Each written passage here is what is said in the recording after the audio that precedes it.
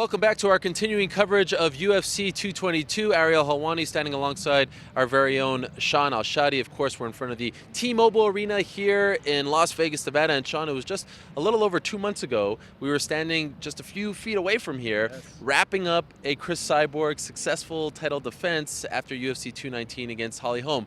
Never did we think that a little over 2 months later, we'd be back for another. And it's so ironic in a sense that Chris Cyborg, who the UFC has had this sort of rocky relationship with over the past few years, is the one who saves the day. But in the end, she is saving the day because she is now headlining UFC 222 after Max Holloway got injured a month ago, and she's fighting the little-known Yana Kunitskaya. So let me ask you this. Let's start at the top.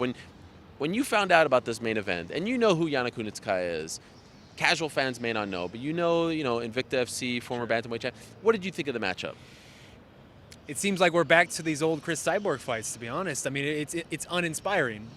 It's one of those fights you hear it and you instantly have a pretty decent idea of how it's going to go. And I feel like that's unfortunate because that's for a long time how Cyborg fights kind of worked. You went into it knowing she was probably going to win, and it was going to be pretty brutal, pretty violent. She was going to outclass an opponent, and it was just kind of the manner and the time in which it would take. And this seems like another one. We had a little reprieve of that briefly with Evinger. There was a little intrigue, and then Holly, there was a lot of intrigue. But this seems like we're right back to that. A month later, so now here we are, 24 hours away from the fight. You've seen her work out. She's done some media. She's weighed in. Have you changed your stance at all in the fight? Have you allowed yourself to digest it in a better manner? No. No, not. I mean, I'm just being honest. Are you less interested in the fight? Than I was 2 months initially, ago? yeah, or a month ago actually when it was announced. I guess I'm equally as vaguely interested. I don't know that I'm super interested in it, if I'm honest, but I don't think I've changed at all. You see anything in Yana Kunitskaya that leads you to think, you know what, maybe she has a chance?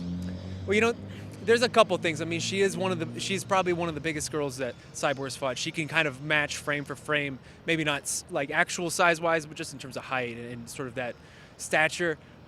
It also is, you're giving Greg Jackson and Mike Winkeljohn a second chance at this. They just, like you said, 2 months ago, they were trying to do this with Holly, and they probably got closer than anybody really has. So they get a chance to see those 25 minutes of footage, dissect it, pour over it, see what could work, how they could apply that to Yana. And Holly's been working with Yana as well. So there is an element to that, but I mean, I feel like that's just reaching at that point. One thing that I feel like doesn't get talked about enough, once this fight happens, Yana Kunitskaya will be the 23rd fighter in UFC history to fight for a belt in her debut. Yes. And it's one thing to debut in the UFC, it's another to debut in the UFC and fight for the belt, and it's another to debut in the UFC and fight for the belt against Chris Cyborg. Yes. And I just wonder, I mean, we're a long ways away from, Kansas City where she's fighting against Tanya Evinger for the Invicta title. I just don't know. I mean, that is a real thing. Some of the best fighters have talked about octagon jitters. And to do it against Chris Cyborg, I give her all the credit in the world. And she's getting paid very well to take this fight. More power to her.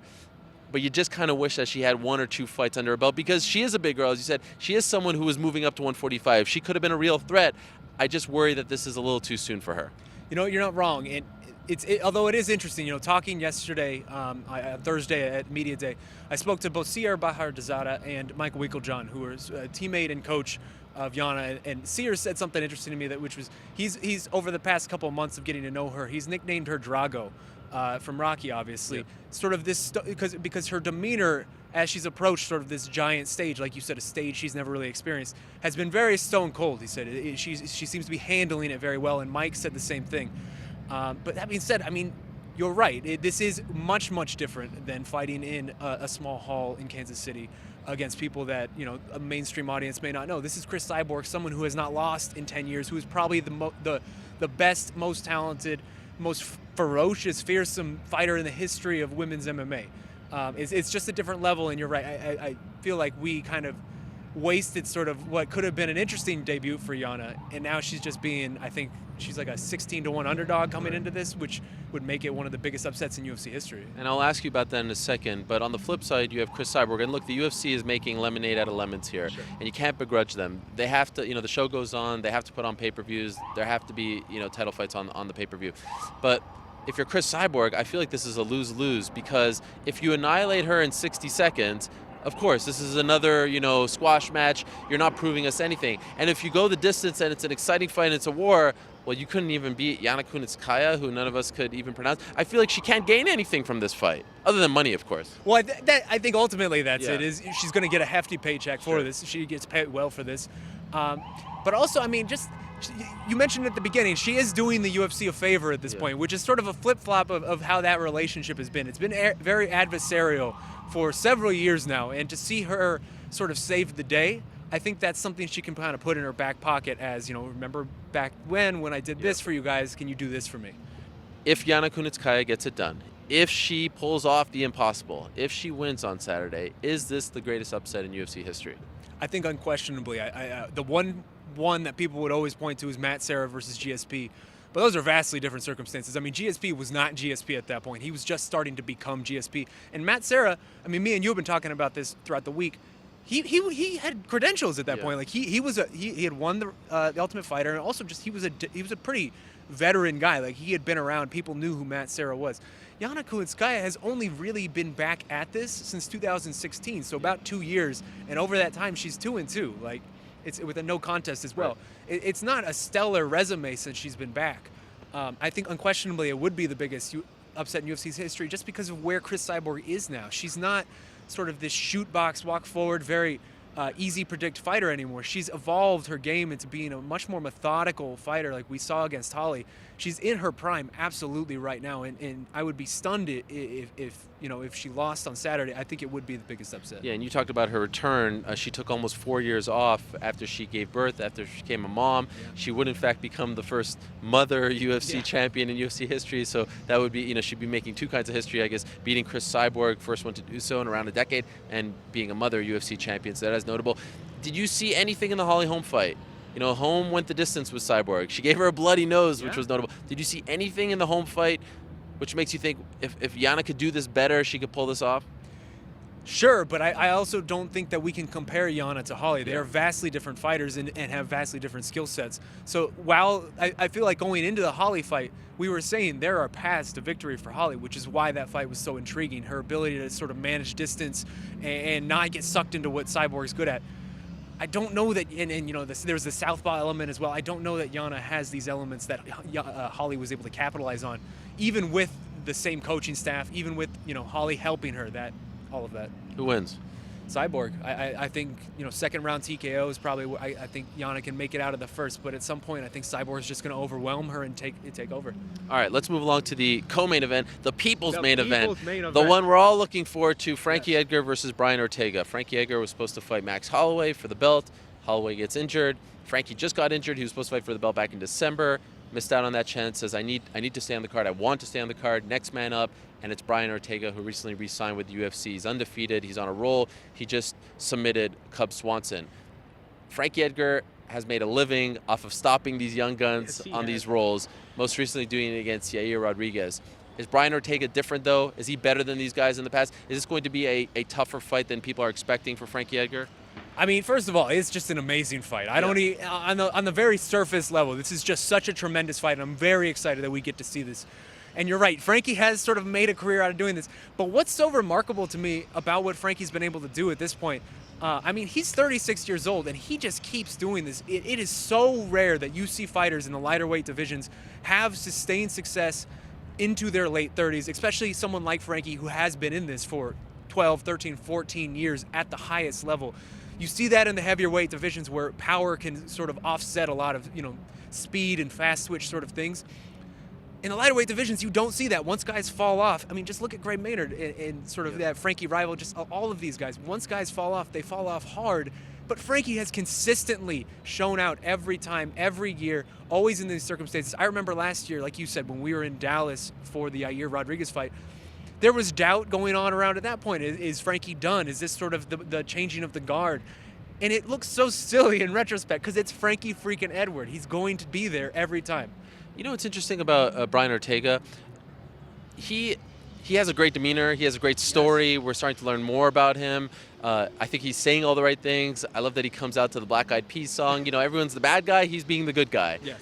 And, he sleeps on the floor. I mean, there's so much to like about him. But not too long ago, he did fail a post-fight drug test for a PD. And I feel like he doesn't he hasn't been labeled as that guy. Yeah. Why do you think that is? Is it because of his physique, because he doesn't look like a PED user? No one holds that over his head like we do with others, right? Yeah. Like Chris Cyborg, for example. Why do you think that is? You know, that's a good point, and I think there may be something to the idea of that was in his UFC debut. At that point, only the hardest of the hardcores knew truly who Brian Ortega was. Everyone else was still trying to figure him out, learn about him.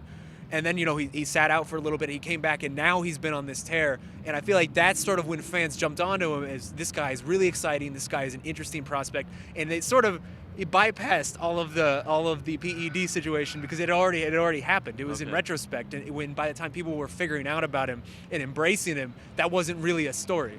In a way, it's somewhat refreshing because there is so much to like about him, and he never really openly talked about it, and he was never really being hounded about it because he wasn't that name, right? If a big name pops now, we're always trying to figure out what went wrong, what happened, what's the alibi, and he kind of flew under the radar a little bit.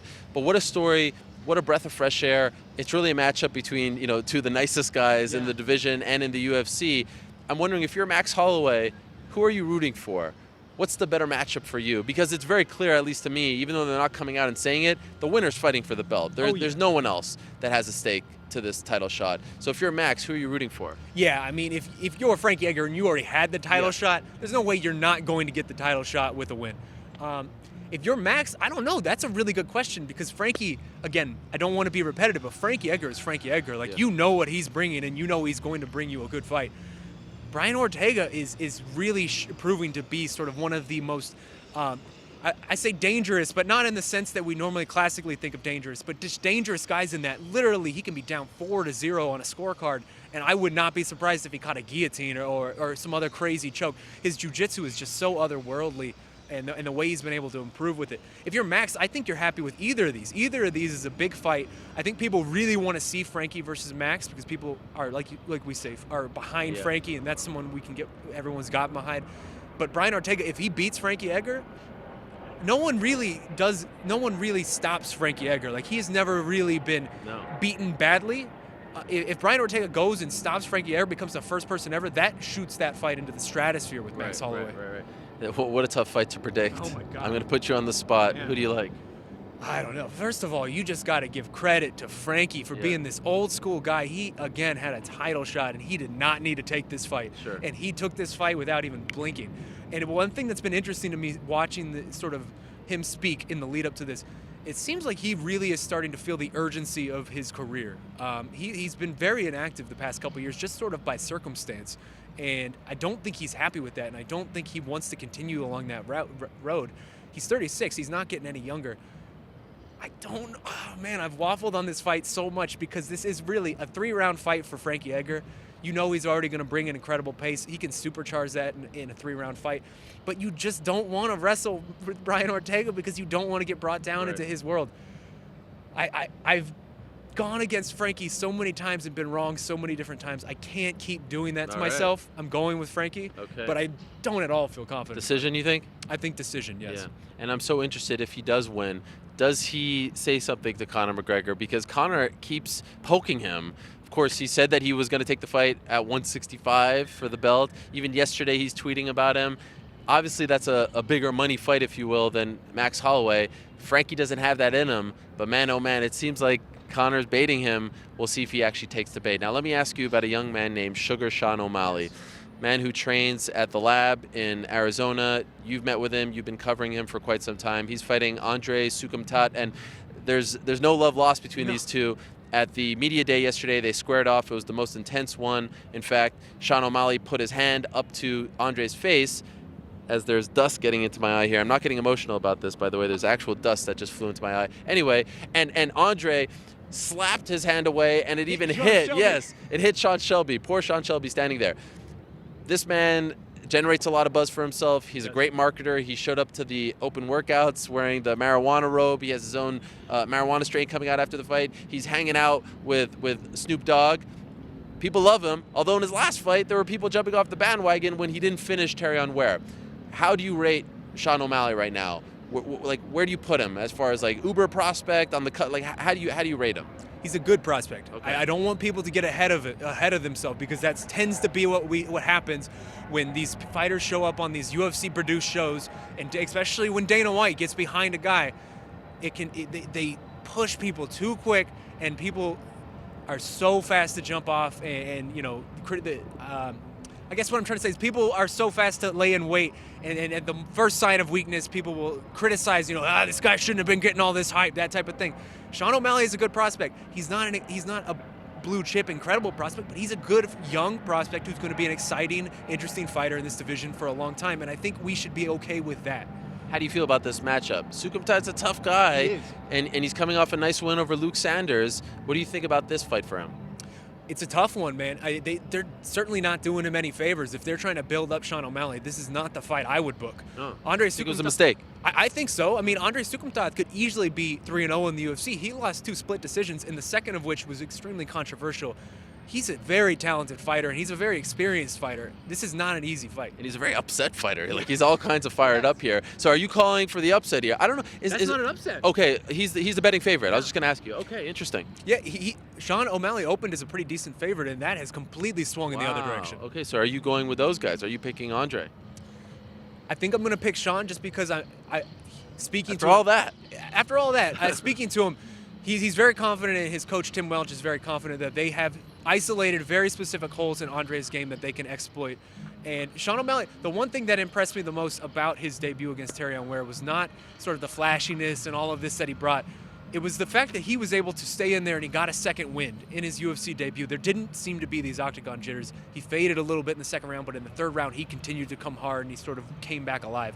That impressed me the most out of anything. And I'm going to pick Sean, but I think this is not an easy fight at all, and I would not be surprised if Andre pulls Boy, it. does the UFC need a character like him, right? I mean, what a breath of fresh air in the Reebok era to have a guy who, the way he was dressing yesterday, who just cares about, marketing himself and being different, being unique. So we'll see what happens. What a fascinating fight. A couple others I want to get your take on. The return of Kat Zingano. It's been almost a year and a half since we last saw her. It was in this building at UFC 200. She lost that fight to Juliana Pena. She's been dealing with health issues. She's been through so much, and she says that she is now humbled, that she's never felt a fire like this before, and she's ready to resume her career, but she's fighting a very tough Caitlin Vieira, who had a bit of trouble this morning with her weigh-in. She came in a quarter of a pound over. Actually, initially it was a half a pound, then a quarter of a pound when she undressed, and then she finally made the weight 136.